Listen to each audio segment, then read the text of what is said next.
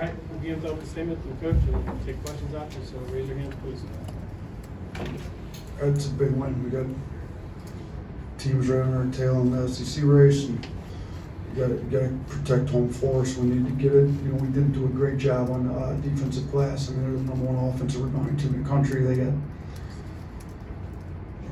end up with 52% of their misses, so not great by us. But I did tell the team, you know, I gave them three things. One, we got to try to turn them over so they don't get shots up.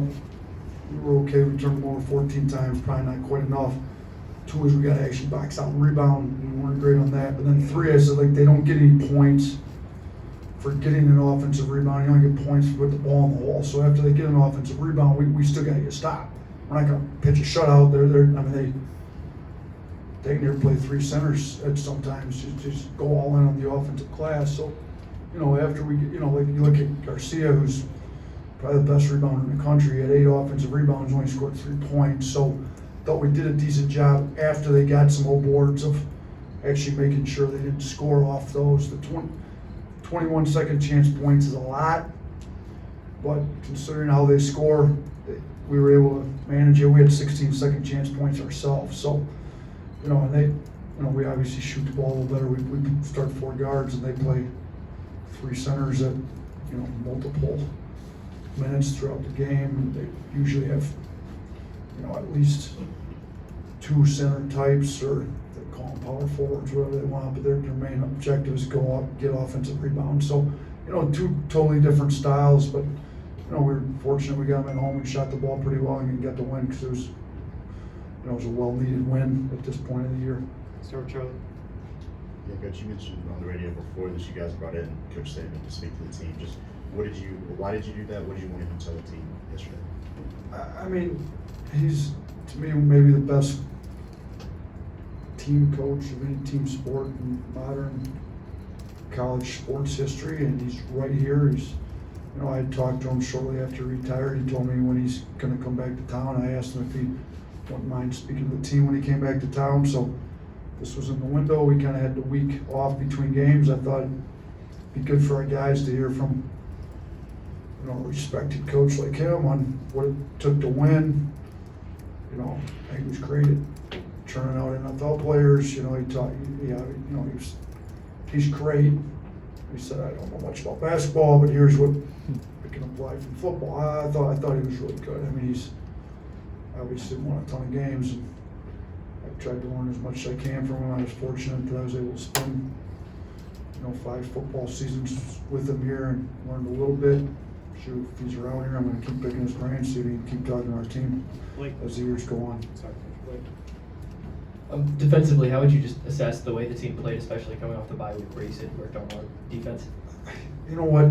They're a hard one because you could be really good at a lot of things on defense and still not be great because you give up so many old boards. So we were definitely improved, not to the level I'd like to see us. We our analytics had us at a 1.04, you know, 75 points on 72 possessions. So not where we needed to be, but you know, we were able to beat a pretty good team at 25. So, you know, I thought Sears was better.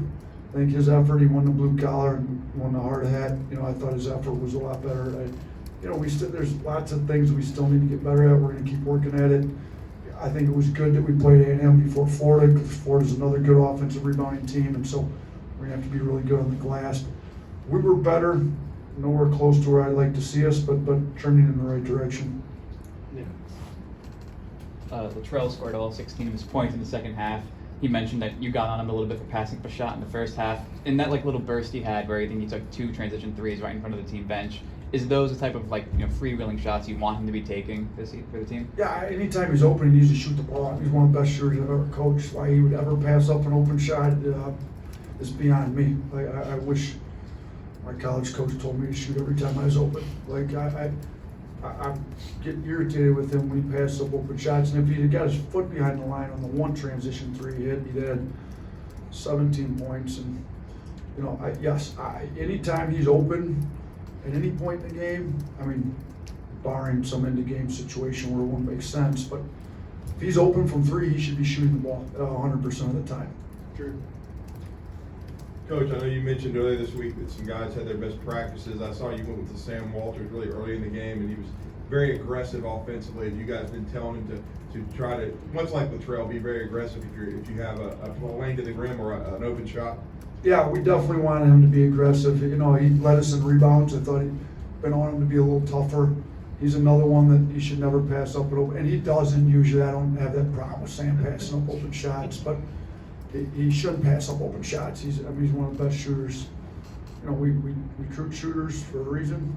It's great that they were honoring Petway's team here because Petway recruited Sam, so he was here to watch him in person, which is kind of cool. But yeah, I mean, we want shooters and we want them to shoot.